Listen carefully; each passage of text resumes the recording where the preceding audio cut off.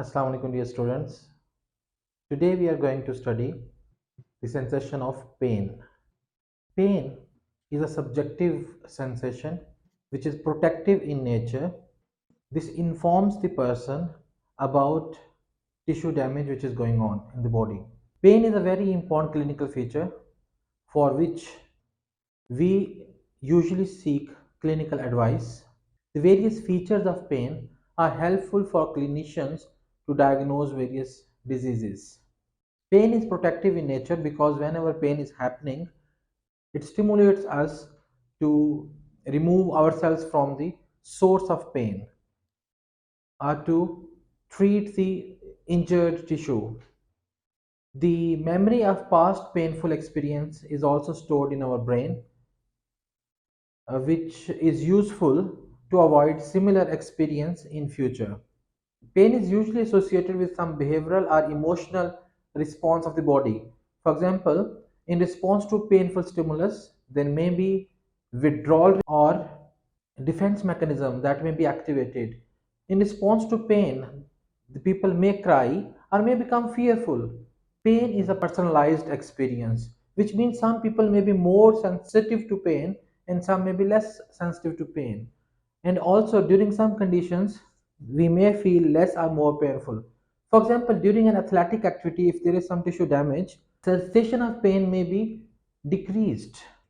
And during a dental procedure, the sensation of pain may be increased. This may be because of fear of the dentist or the dental procedure. So we may say that pain is a personal experience which may be associated with some behavioral or emotional response of the body.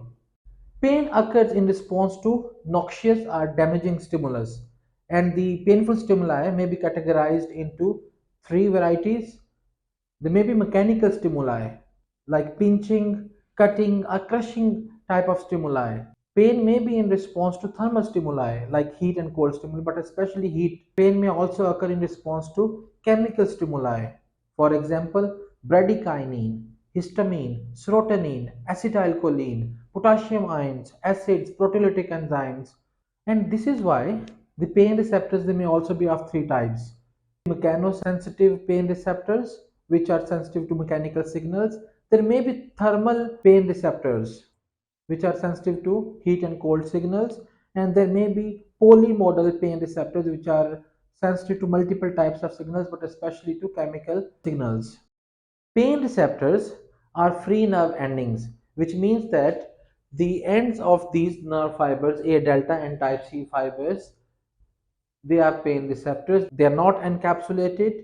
All pain receptors in our body are free nerve endings, which means the ends of A delta and type C nerve fibers do not have connective tissue capsules. They are widely distributed in our body. They are present in our skin, fascias, and deeper tissues, and in various viscera.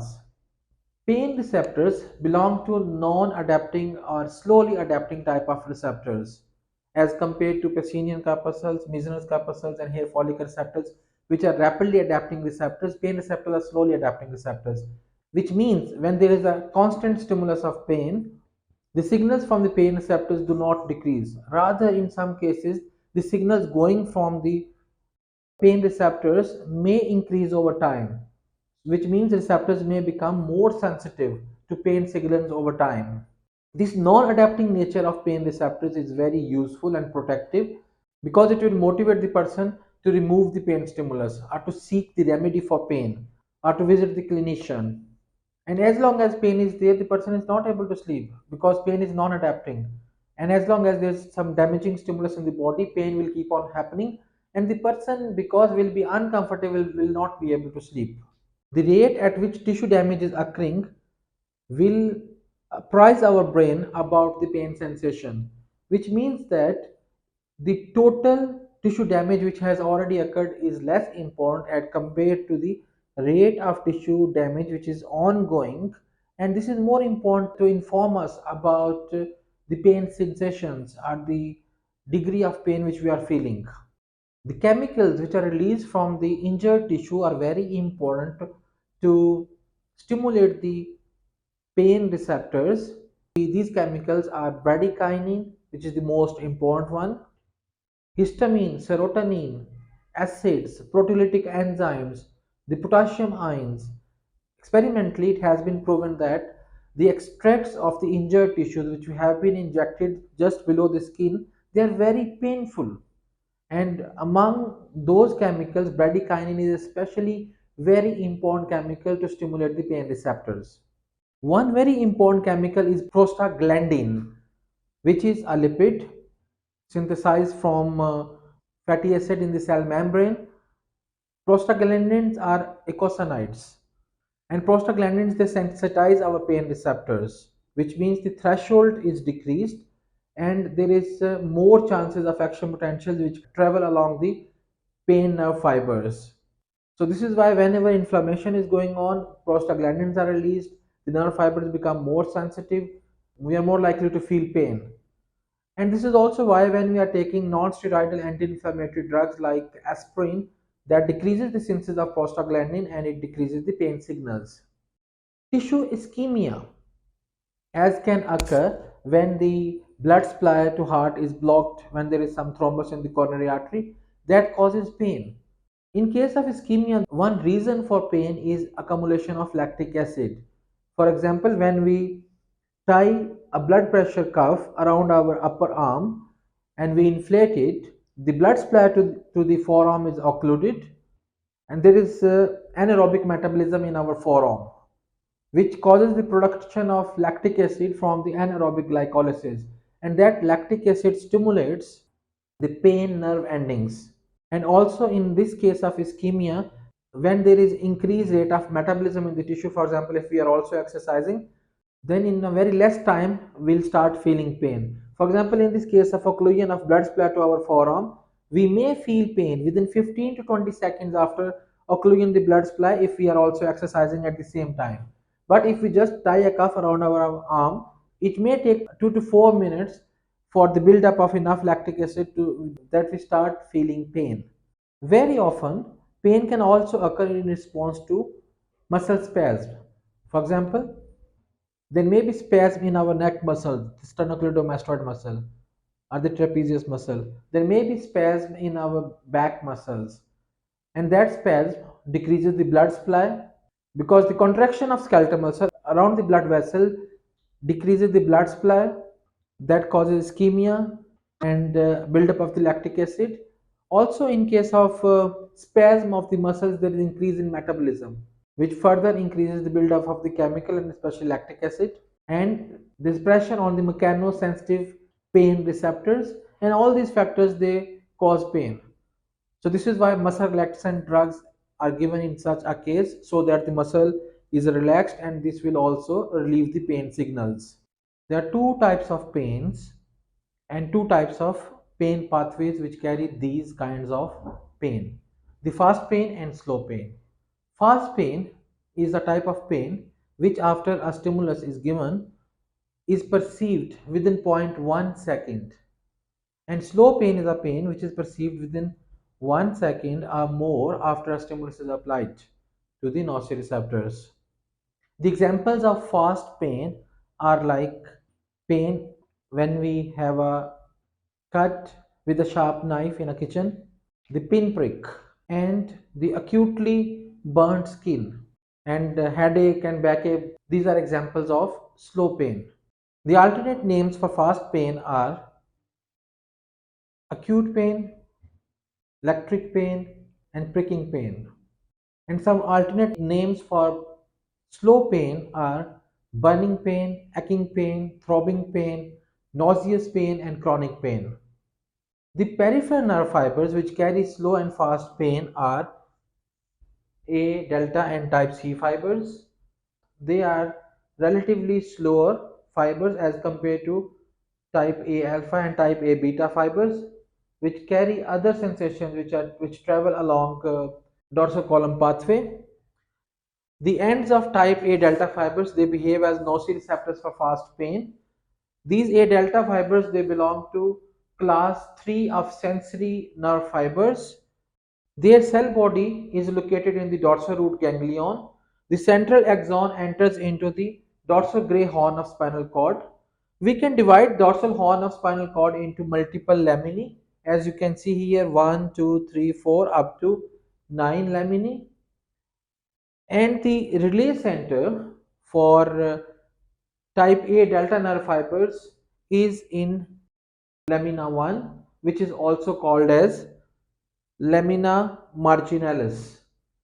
The second order neurons start from here and they cross to opposite side immediately, and they pass through the anterior commissure of the spinal cord to go on the other side in the lateral spinothalamic tract. The neurotransmitter which is released from first order neurons in this fast pain pathway or the neospinothalamic pathway is glutamate. So glutamate is released from these A delta nerve fibers in the lamina marginalis. This glutamate neurotransmitter then stimulates the second order neuron which start from here. Glutamate is a very important excitatory neurotransmitter which is extensively used in our brain. There are two types of receptors which are activated by glutamate. One is AMPA receptor. When this is acted upon by glutamate, it opens sodium channels, and then there is increase in the number of action potentials which are traveling along the second order neurons. Second type of receptor activated by glutamate is NMDA receptor. When it is stimulated by glutamate, there is opening of calcium channels.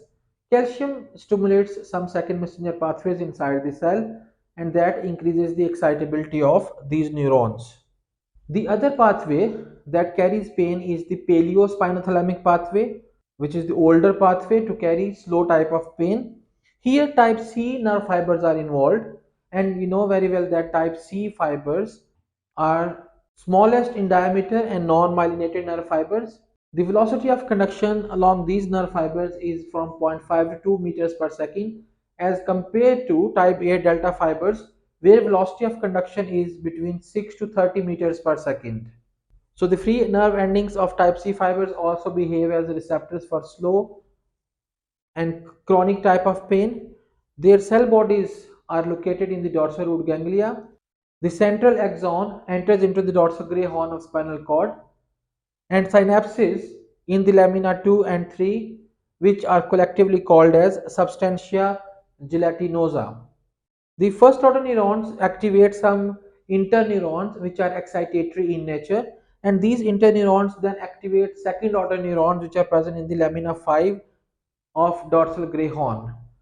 The second order neurons start from the lamina 5 and cross to the opposite side in the anterior commissure of spinal cord. You can see here these are slow pain fibers. Both fast and slow pain fibers, they are present in the anterolateral system or anterolateral pathway, especially in the lateral spinothalamic pathway, and then they ascend upward on the contralateral side in through the spinal cord to go into the brainstem and upper parts of the brain. The neurotransmitter released by the first order neurons in the substantia gelatinosa of spinal cord is substance P. So substance P is the neurotransmitter of slow pain as compared to the neurotransmitter glutamate, which is released by the first order neurons of fast pain fibers.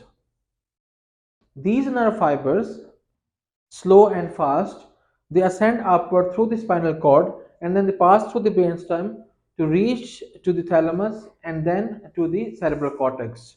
The slow pain fibers, when they are ascending upward, they give a lot of collateral signals to the reticular formation in the medulla, pons, and midbrain. These slow pain fibers, they are very important when they are giving signal to the reticular formation, because reticular formation will be activated in response to these pain signals. Then pain signals from this reticular formation ascend upward to the thalamus to go to the intralaminar nuclei.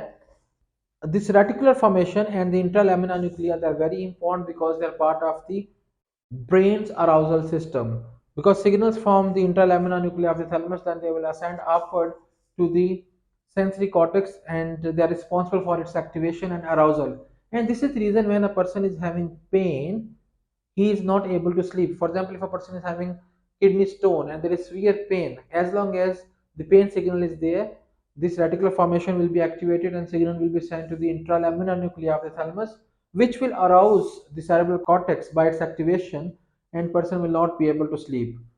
So that's why strong painkiller may be required in that case, so that the pain signal is suppressed and there is less activation of our cerebral cortex, and then the person may be able to sleep. So most of the slow pain fibers in the paleospinothalamic pathway, when they are passing through the reticular formation, they terminate here. Some signals go from here to the interlamina nuclei, and very less signal go to the primary sensory cortex, which means that the slow pain signals, they are mainly given to the brainstem area, reticular formation, and to the interlamina nuclei of the thalamus. And these pain signals, they are mainly perceived in these lower brain centers or subcortical areas.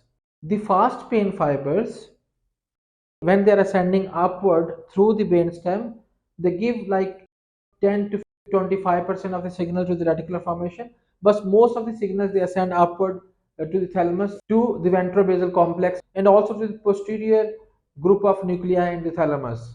From there, the signals project upward to various parts of the cerebral cortex, like primary sensory cortex and secondary sensory cortex, and also to the basal parts of the cerebral cortex and to the limbic system.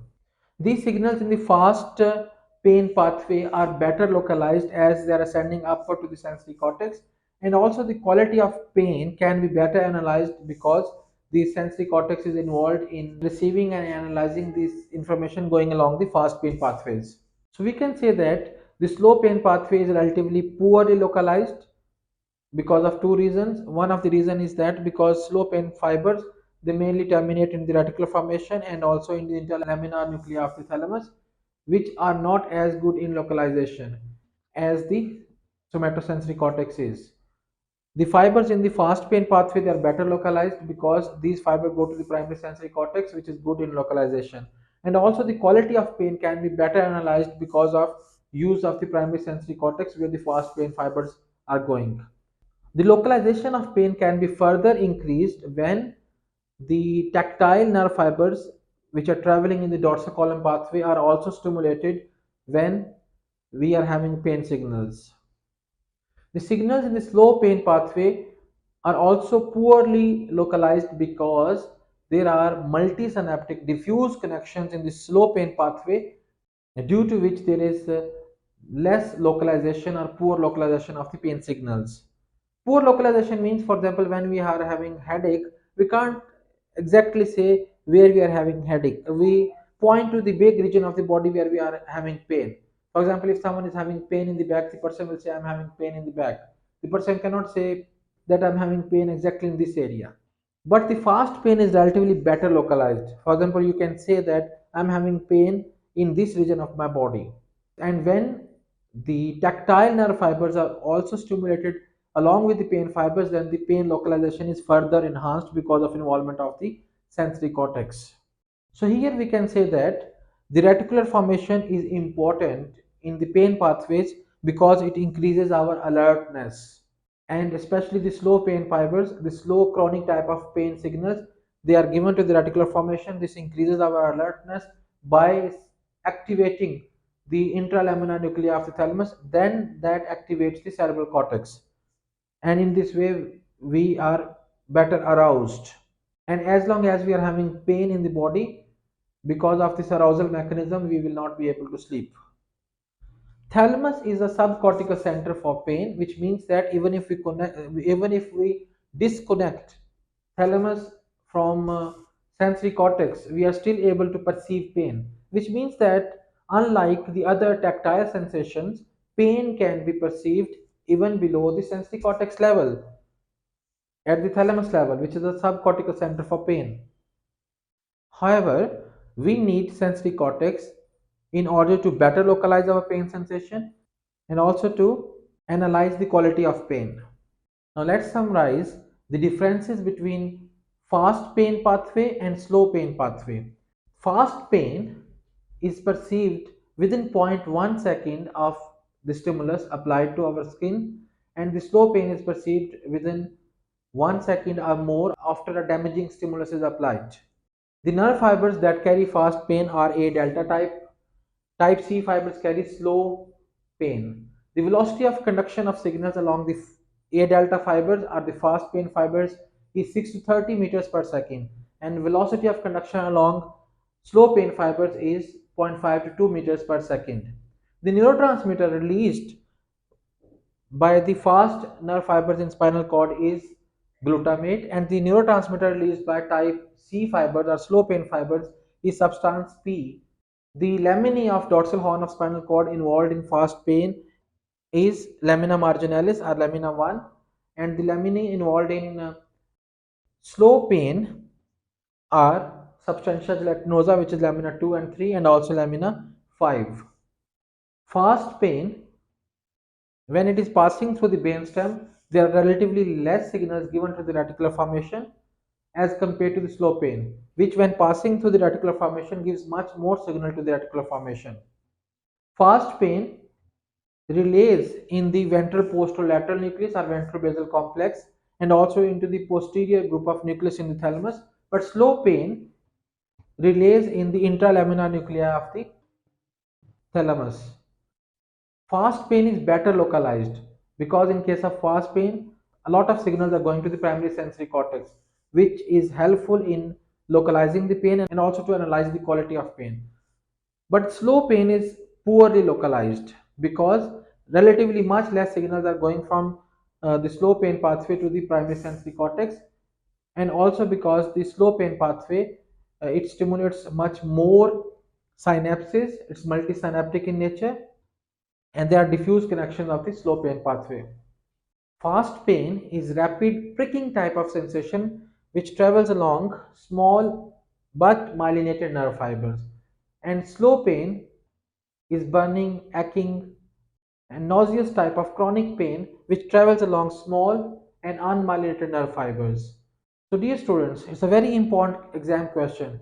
You must know what are the receptors for fast and slow pain, what are the types of nerve fibers involved, what are the differences in the velocity of transmission along both of these types of nerve fibers, which laminae in the spinal cord are involved in both of these slow and fast pain pathway.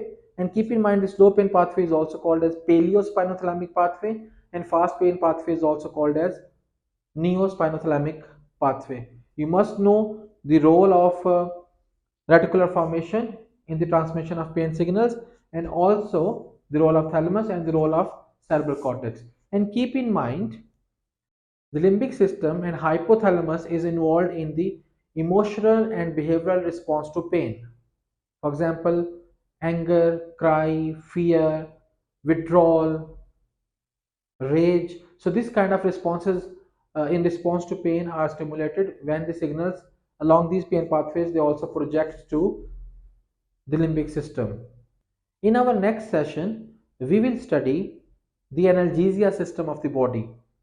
That is the natural pain suppression system which is present inside our body. We will see which neurotransmitters and receptors are involved, and we will also study some other pain relieving mechanisms. Thank you for watching this video. See you next time with another video.